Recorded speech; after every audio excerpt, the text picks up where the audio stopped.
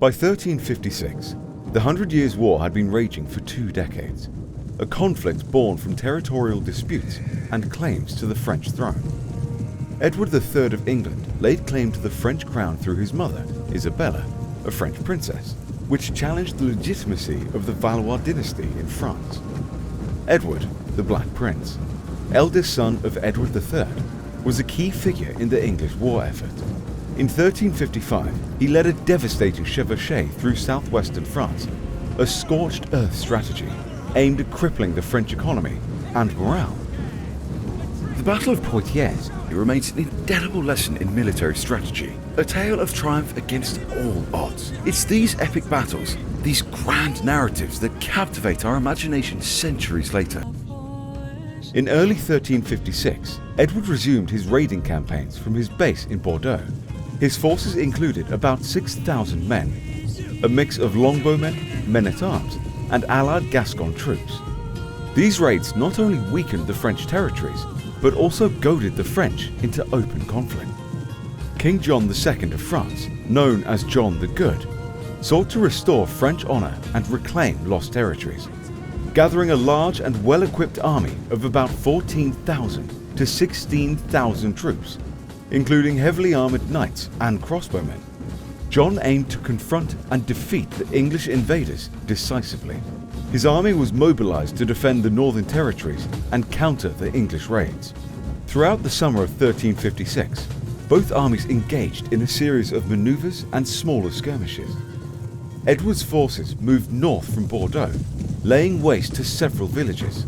This movement was strategic, as it forced the French to spread their forces thinly to defend multiple points. The Black Prince's tactics relied on speed and surprise, with his forces often outpacing the French and avoiding direct confrontation until they reached a favorable position. This strategy culminated in the decision to take a defensive position near Poitiers, where the terrain would provide a significant advantage. By September, the English had established a strong defensive position near Poitiers, utilizing the natural landscape of hedges, woods, and marshes to fortify their lines. This choice of battleground would force the French to attack uphill and through narrow channels, negating their numerical advantage. King John II led his army into the confrontation that would become the Battle of Poitiers. Born in 1330, Edward, the Black Prince, was a seasoned warrior by the time of the battle, having already distinguished himself in earlier battles such as Créchy in 1346. Known for his tactical acumen, the Black Prince was the linchpin of the English strategy at Poitiers. The English army consisted of around 6,000 troops, including longbowmen, the backbone of the English force.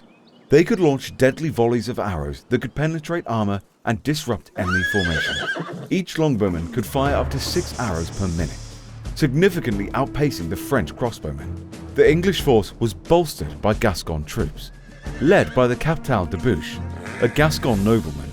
These allies were instrumental in augmenting the English numbers and adding to their tactical flexibility. King John II ascended the French throne in 1350. His reign was marked by the internal strife and external challenges, not least of which was the ongoing conflict with England. Determined to reclaim lost territories and restore French honor, John II personally led his army into battle at Poitiers. The French army at Poitiers was significantly larger than the English force, comprising about 14,000 to 16,000 troops, including knights and men-at-arms. The French cavalry, known for their heavy armor and powerful war horses, were the elite of the French nobility. Their preferred tactic was the massed cavalry charge. Charles the Dauphin led one of the French divisions during the battle. Jean de Clermont and Arnaud de Adrien were marshals of France and played significant roles in the command structure. The Black Prince's decision to fight on foot was crucial. The English knights could move more freely and maintain strong defensive positions. The French, adhering to traditional notions of chivalric warfare, placed great emphasis on the shock value of cavalry charges. The terrain at Poitiers, with its hedges and marshes, further nullified the French numerical advantage and cavalry tactics. The English forces took up a defensive position on a small rise near the fields of Maupertuis, approximately 4 miles south of Poitiers. The battle commenced in the early morning, around 8 a.m. The French army, significantly larger than the English force, approached their English position with confidence. King John II ordered his cavalry to lead the initial assault. The challenging terrain immediately began to disrupt their formations.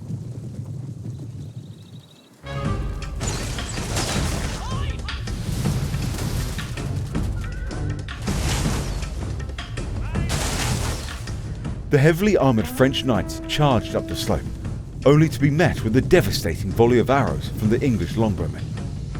The effectiveness of the longbow, which had already been demonstrated at the Battle of Poitiers, once again proved lethal.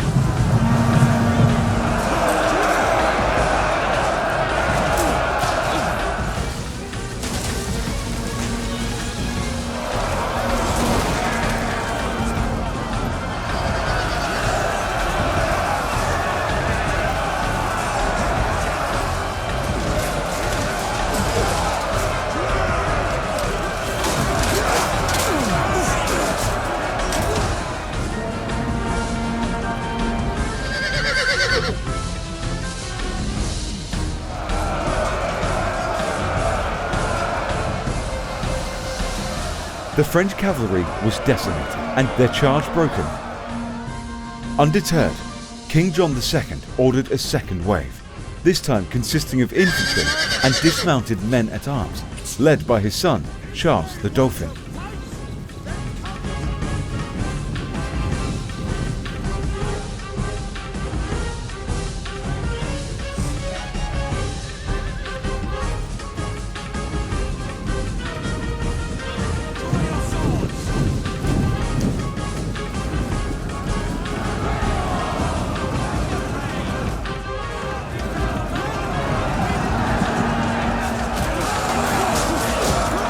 The assault also faltered under the relentless arrow fire and the disciplined defence of the English troops. The Dauphin's forces were eventually forced to retreat, causing confusion and panic within the French ranks. In the ensuing chaos, a massive portion of the French 3rd Division, commanded by Philip, Duke of Orleans, abandoned the battlefield, taking with them all 4 of John's sons. This left the remaining French forces in disarray, and a weak third assault was easily repelled by the English.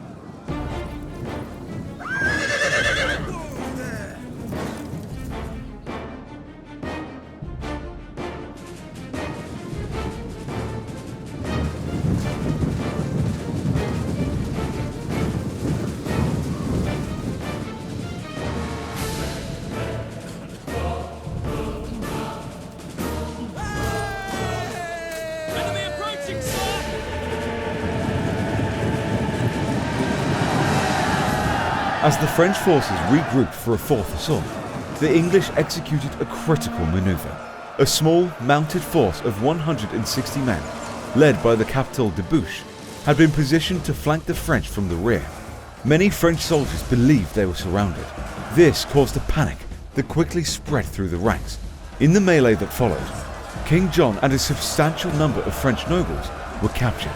King John, refusing to flee, fought valiantly until he was surrounded and taken prisoner by the English. The aftermath of the Battle of Poitiers was profound. The English victory and the capture of King John II led to political turmoil in France and significantly strengthened the English position in the war. The French were forced into negotiations, resulting in the Treaty of Bretigny in 1360, which ceded vast territories in France to the English. However, the war would continue intermittently until its conclusion in 1453. The Battle of Poitiers had profound and far-reaching consequences for both England and France. The English victory not only bolstered their position in the 100 Years' War, but also led to significant political and social upheavals in France. The English treated King John with chivalric respect, and he was taken to England, where he was held for ransom. In 1360, the Treaty of Bretigny was signed, which marked a temporary pause in the hostilities. Under the terms of the treaty, France ceded significant territories to England, including areas in the north and southwest of France, and agreed to pay a massive ransom of 3 million gold écus for the release of King John II. The eventual outcome of the war, with the French victory in 1453, was still far off. But the Battle of Poitiers remained a significant chapter in this prolonged struggle.